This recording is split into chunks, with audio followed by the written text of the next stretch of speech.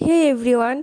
তো আমি খুবই ভালো ঘর মুছি। আপনাদের যদি কোনো কাজের মাসি দরকার হয় তাহলে আমাকে ডিএম করতে পারেন। আপনারা এখন দেখতেই পাবেন আমি কত সুন্দর করে ভালো করে ঘর মুছছিলাম।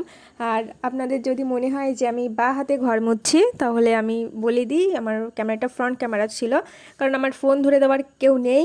আর আমি যেহেতু নতুন নতুন ভিডিও করি তাই আমি কোনো ট্রাইপডও কিনিনি। তাই আমি কোনো রকমে ফোনটাকে জলের বোতলের মধ্যে, মানে জলের বোতলটাকে আমি স্ট্যান্ড করে ওটাতেই রেখেছিলাম।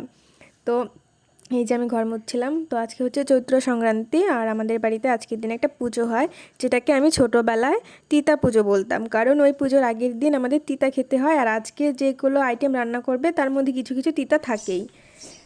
আমার ঘর মোছা শেষ, এবার আমি স্নান করতে যাব। তো এই যে আমার স্নান করা হয়ে গেছে, আর এদিকে মার পুজো দেওয়াও হয়ে গেছে। তো একটা হচ্ছে শেয়ালের জন্য, একটা হচ্ছে আমাদের পূর্বপুরুষদের জন্য, আর একটা হচ্ছে ঠাকুরের জন্য।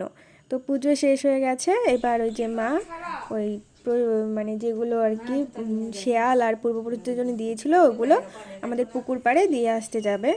আর এদিকে আমি এই যে জলের বোতল নিয়েছিলাম, কারণ ওই জায়গাটাতে অল্প ছিটা দিতে হবে, তার জন্য আমি জলের বোতল নিয়ে গিয়েছিলাম।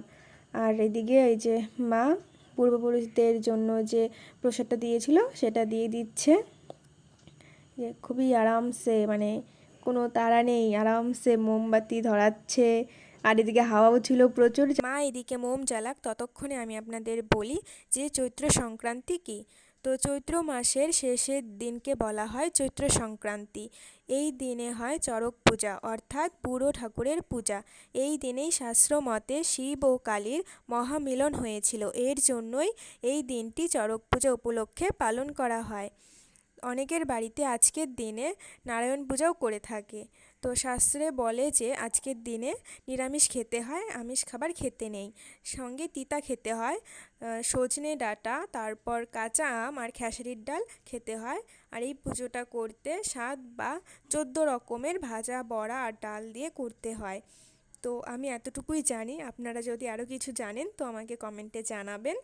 তো এইদিকে মা পূর্বপুরুষ ও শেয়ালদের প্রসাদ দেওয়া হয়ে গেছে, আর বাড়ি এসে আমাদের জন্য প্রসাদ মাখছিল, যেটা খেতে অসম্ভব ভালো হয়।